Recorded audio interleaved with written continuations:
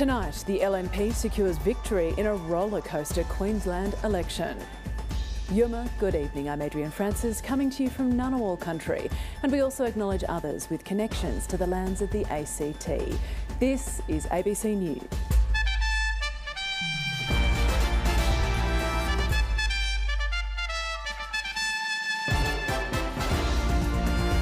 Also tonight, Australia joins the US in calling for an end to retaliatory attacks between Israel and Iran. Back from the brink, Canberra United prepare to take the field in the A-League women's competition. And balancing the protection of great white sharks in Australian waters with the fears of coastal communities.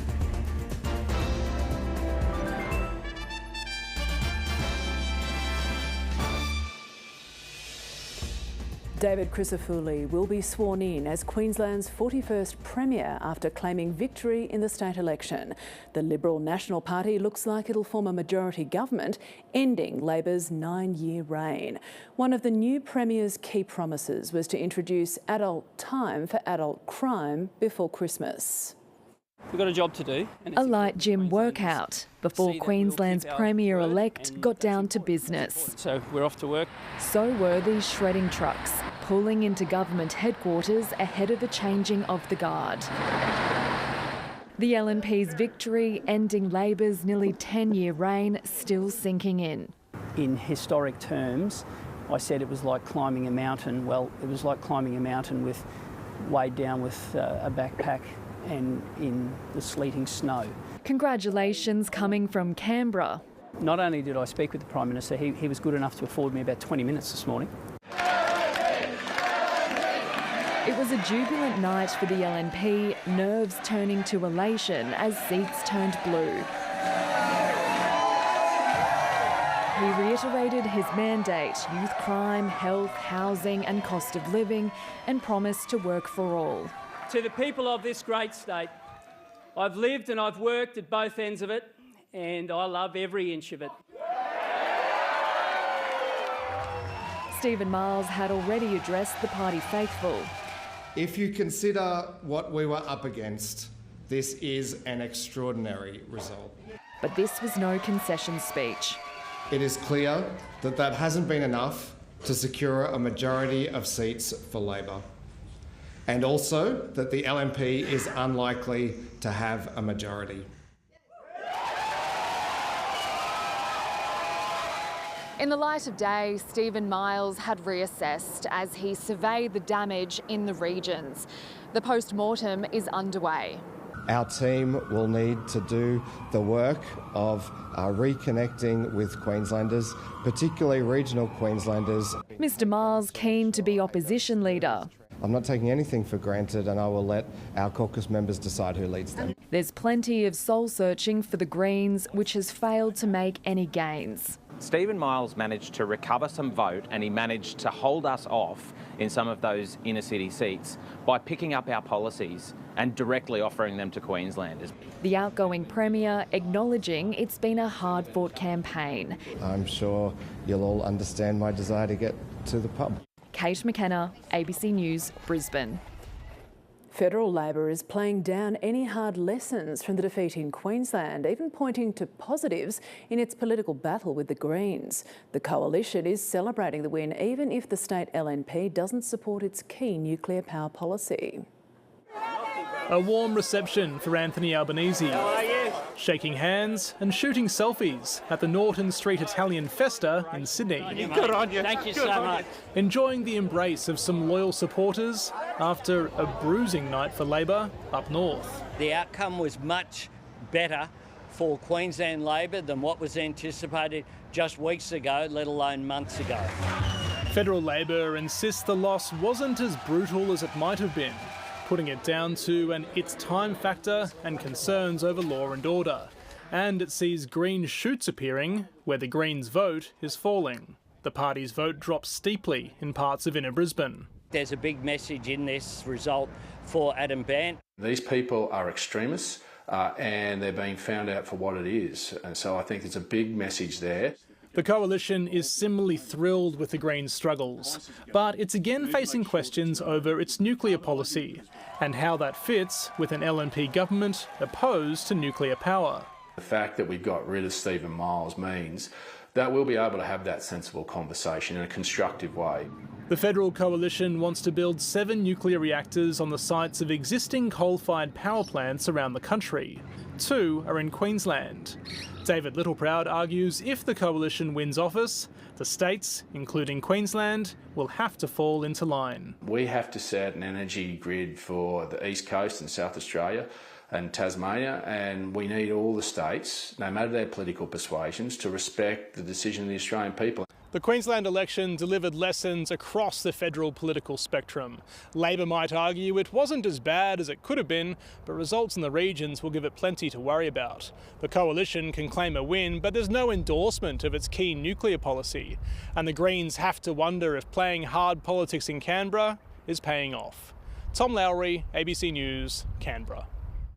Australia has joined the United States in voicing its hope that Israeli airstrikes on Iran will be the end of retaliatory attacks between the two countries. Israel says that its bombing was precise and targeted at military sites, and Iran claims there was only limited damage, but said 4 of its soldiers were killed. In the early hours of Saturday morning, 100 Israeli fighter jets set out on their mission.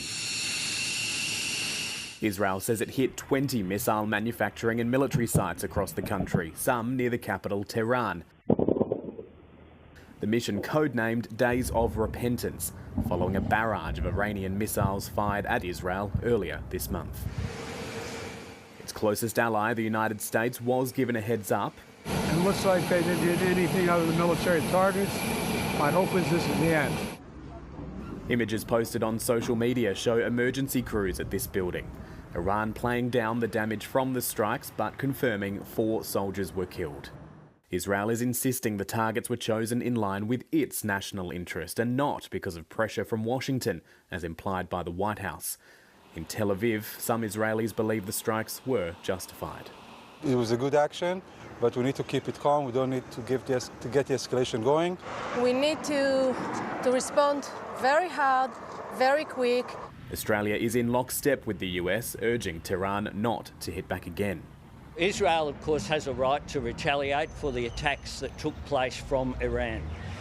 What I do is join with the US Secretary of State, join with Prime Minister Starmer to continue to work towards a de-escalation in the Middle East. How Iran responds from here is being watched closely around the world. State media is reporting the country's foreign minister is saying there are no limits as to how far Iran will go to defend itself. The calculation from here is strike back and risk further escalation with Israel, or hold fire and deal with Israel's belief that it's secured a strategic win. And just hours after the strike, proof Israel is refusing to let up in its attacks against Hezbollah. The IDF releasing vision of a massive strike in southern Lebanon on what it claims was an underground compound. The explosion so large it triggered earthquake warnings across Lebanon and northern Israel. And Middle East correspondent Matthew Doran is in Jerusalem and explains what we can take from the timing of the strikes. The US had been in Israel's ear for some time, urging it in any strike on Iran to focus on military targets rather than the country's nuclear facilities. And that is what Israel has done just 10 days out from the US presidential election. This is a poll which will have a significant influence on the multiple conflicts happening in the Middle East. Donald Trump, for example, is expected to take a far harder line on the issue of Iran than Joe Biden and his would-be successor, Kamala Harris, potentially giving Israel a little bit more leeway if it decided to attack Iran again in the future. These strikes have also come just ahead of the expected restarting of ceasefire and hostage talks in Gaza.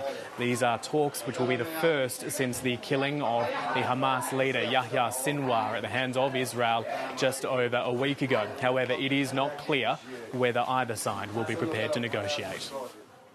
They're billed as safe, independent and often luxurious living for older Australians, but retirement villages have also been described as engaging in corporatised elder abuse.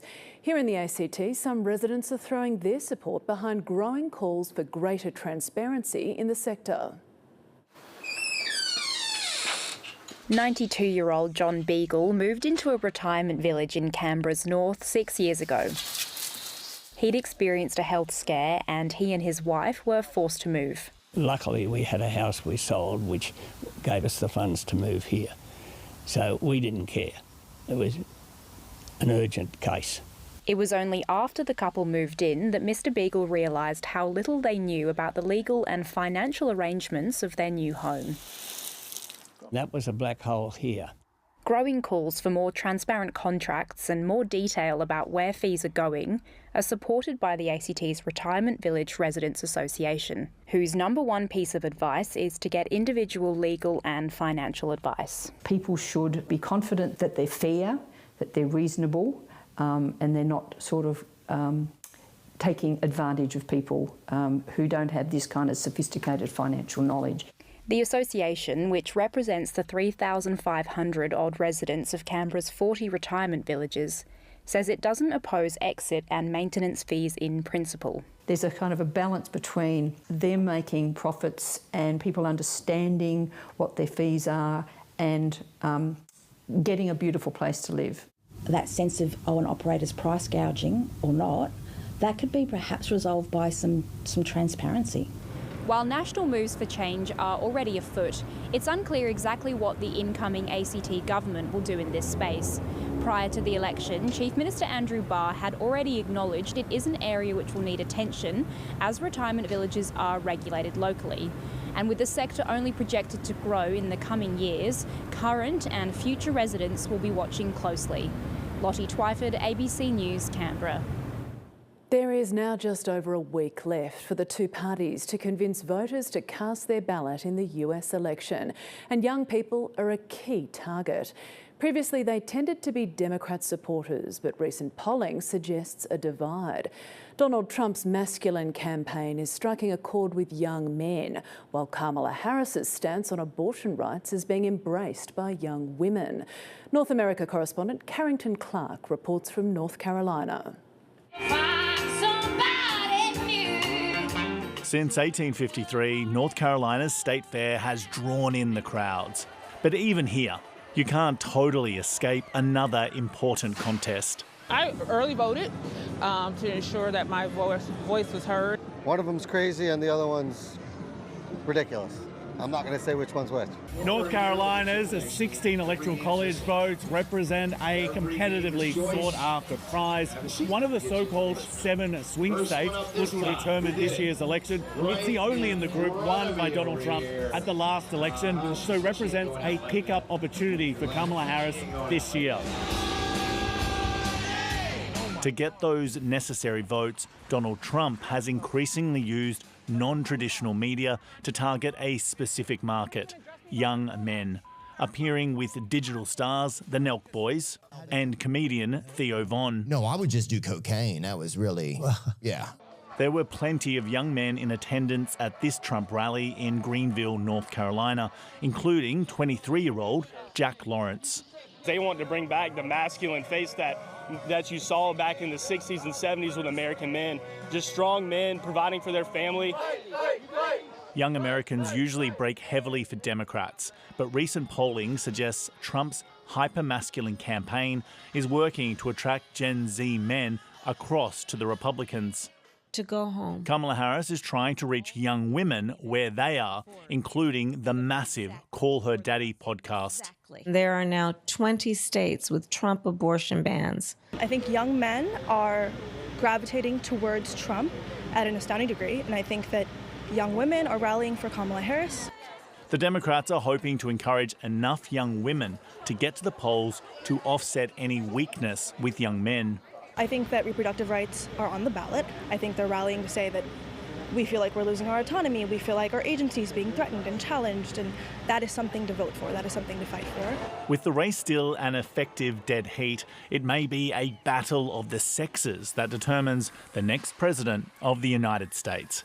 Carrington Clark, ABC News, North Carolina. Japanese voters are going to the polls for an election that will determine whether the ruling LDP retains its grip on power. Prime Minister Shigeru Ishiba called the election earlier this month, just 3 days after he took over from his predecessor amid a corruption scandal.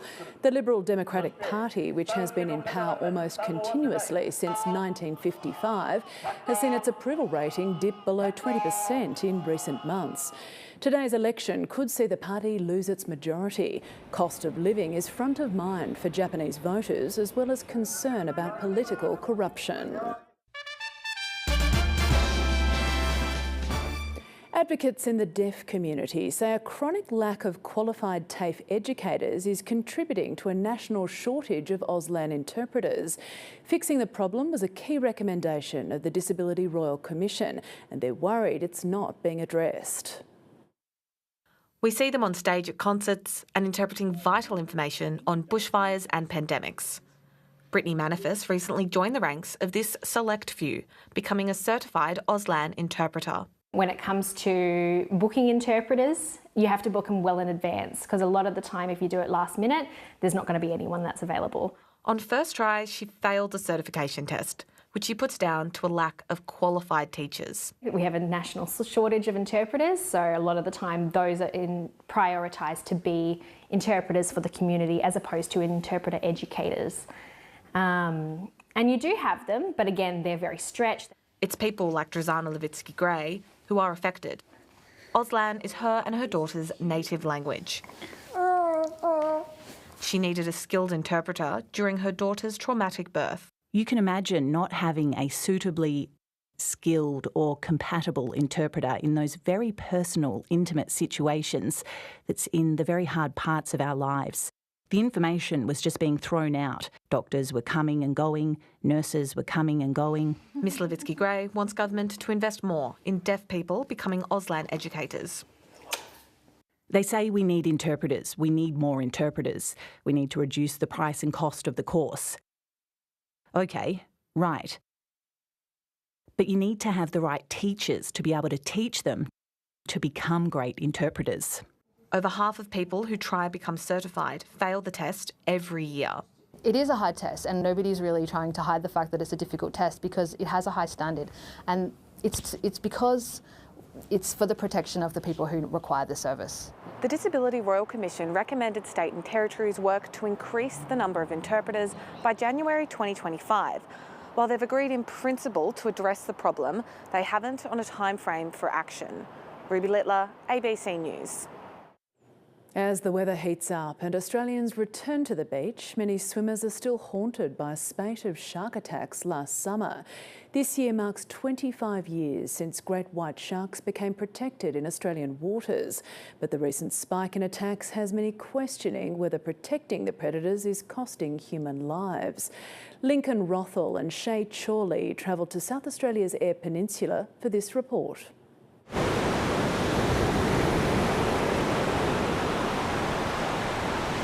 The beaches and breaks around the tiny town of Elliston are world class.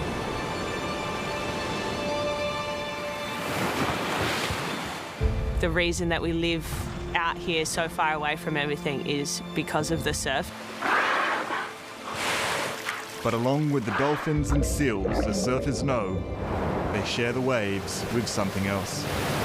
The huge white pointers are unpredictable, terrifying and ferocious monsters. Great white sharks have always drawn fascination and fear, hunted to the edge of extinction. She weighed in at 1,000. In 1999, great whites were declared a protected species. Simon Bacanello remains missing. But 2024, the 25th anniversary of that protection, was a grim milestone in South Australia. Shark attack. A surfer still missing after a suspected encounter. 6 attacks in 8 months, 3 of them fatal. 2 were in the tiny community of Elliston. The first attack was when we lost Simon. Teacher Simon Baccanello had just moved to town. We were surfing with him when he was taken, and that just rocked all of us. He was just so loved at the school. He was just stoked to be here. As the community grieved, the town experienced a second trauma. A 64-year-old man is recovering in hospital after the 6th shark attack in South Australian waters in little more than 6 months. Murray Adams taught alongside Simon at the local school and survived the bite. Now, many are questioning whether protecting great whites is costing human lives. We started protecting him and then we just left it at that. And sometimes I feel like we as surfers and ocean users are just left as cannon fodder. In the waters off the Neptune Islands, around 200 kilometres south of Elliston, Flinders University ecologist Charlie Houveniers is trying to better understand great white numbers. He's collecting genetic samples for population modelling. But the range is actually quite broad, going from about 1,200 to a bit more than 3,000 adult white sharks. Professor Houveniers says there's no scientific evidence that shark numbers have recovered, and even if they had, it wouldn't explain the recent attacks. We don't know what happened in South Australia in that summer of 2023-2024. It was an unusual cluster of shark bites, but we're actually seeing these kind of cluster of bites regularly happening, not just in Australia, but across the world. Houveniers says policies for population recovery need to be matched with appropriate mitigation, arguing that culling sharks is not an effective way to protect swimmers, compared to a range of new technologies like barriers, real-time warning systems, shark deterrents, and drones. In the shadow of newly installed trauma kits, the surfers of Elliston have returned to the ocean that has taken so much. It's so wild how much the ocean has been imperative to our recovery as well. Yeah, getting back into the water and just that is what getting back to normal life looks like for us too. A way of life worth saving. Lincoln Rothel, ABC News, Elliston. To sport now, and earlier this year it was unclear if Canberra United would take to the field this A-League women's season. But with less than a week left until round one, the squad is ready to go. It hasn't come without its challenges, but the collective goal is to make a finals appearance. Warming up to John Farnham's You're the Voice seems only fitting for a club that's been through so much. Ready for the season ahead, despite a far from ideal preparation. Chaotic's a great word, absolutely. So it was chaotic. Is there a word that's bigger than chaotic? Head coach Anthony Jagarinets has pulled together a squad with some new recruits and familiar faces, like Matilda's striker Michelle Heyman. Heyman is currently in Europe with the Australian squad, but will return just in time for round one. But depending on the minutes she plays with the Matildas over the next week will be dependent if she's on the bench or if she's starting. A new face who's already creating an attacking combination with her all-time favourite Matilda is Maya Markovski. I have said this to her as well, I'm not afraid to admit it.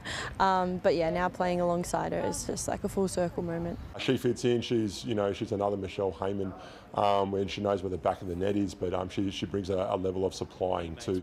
Last season, Canberra was one of the worst defensive sides in the competition. I want to probably slow the goals that we conceded last year, but we still want to play proactive, forward football. Another new recruit, New Zealand representative Elizabeth Anton, has plenty of experience in stopping goals.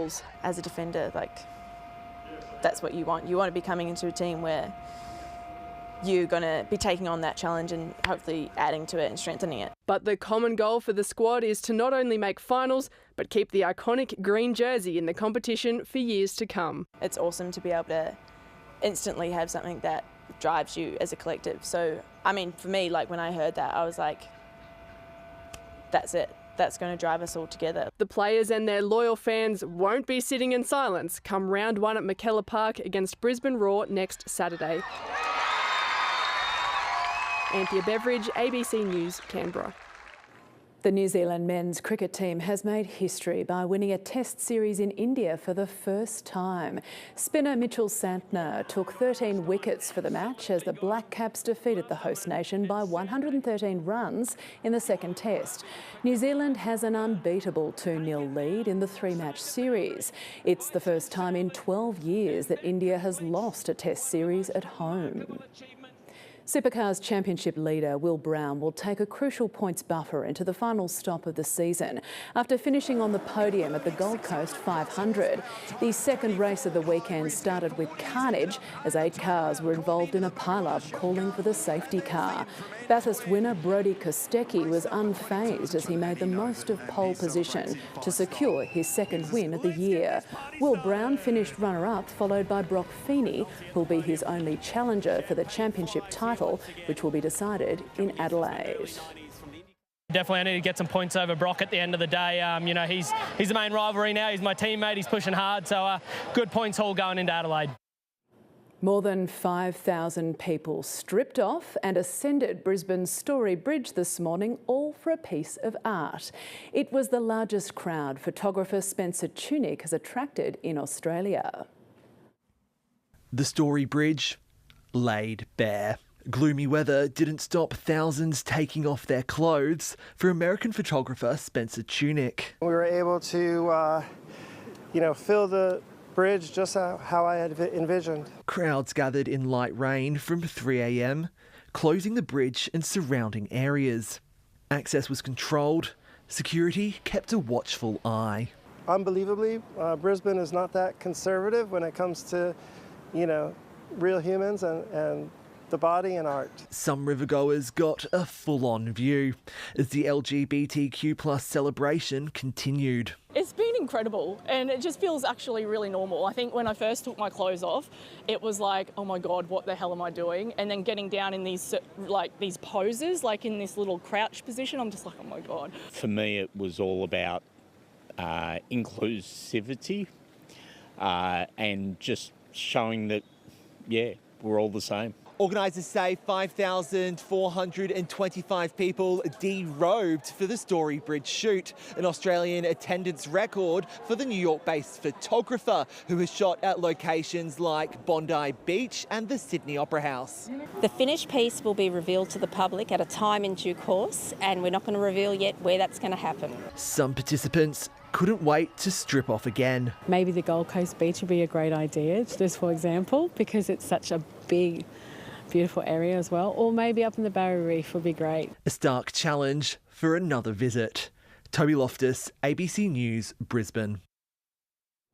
What a sight. To the weather now and some of your early morning observations. At the Mulligan's Flat Wetlands, Josh Toohey was up really early to witness the explosion of colour pre-sunrise, with the red of the clouds reflected in the water and mist on the far side of the wetlands. Meanwhile, Ainsley Moorthorpe shared a golden sunrise over Lake Burley Griffin. Take us with you on your adventures and email your best weather observations to canberraweatherpics@abc.net.au. After a low of 5 degrees north side and 7 in the valley, Canberra experienced a balmy Sunday with a top of 25.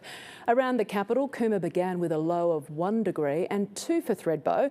Through the day, Nowra and Albury reached 28 and 30 for Griffith. Across the capitals, there were showers over Brisbane, where it reached 27, and Darwin today with 35 degrees the top. The satellite shows cloud in troughs bringing showers and storms to the interior and showers over western New South Wales, eastern Victoria and Tasmania. Cloud in a trough bubbling in the north is triggering showers with storms mainly offshore. Low cloud and showers in southeast Queensland and northeast New South Wales, clearer in the southwest. Tomorrow there are forecast showers for Darwin, Cairns and Brisbane, mostly sunny for Perth. Around the capital region, mostly sunny and 27 is the top for Yass Valley, with a medium chance of showers in the southeast. Partly cloudy and 22 for the Bay, with a slight chance of a shower, and there is also a marine strong wind warning for the Batemans and Eden coasts. In the high country, possible shower and 13 for Thredbo and 15 for Perisher. After a forecast low of 7, Canberra can expect a mostly sunny day with a top of 27 north side and the slight chance of a shower, light winds becoming westerly 20 to 30 kilometres per hour in the middle of the day, then becoming light in the evening. The sun will rise at 6 a.m. and set at 7:34 p.m. Looking ahead, a run of partly cloudy days before the possibility of showers on Friday, before a return to cloudy conditions next Saturday, and 29 is the forecast top next Sunday. And that's ABC News for this Sunday night. From me, Adrienne Francis, thanks for your company. Enjoy your evening and what's left of the weekend. Yara, good night.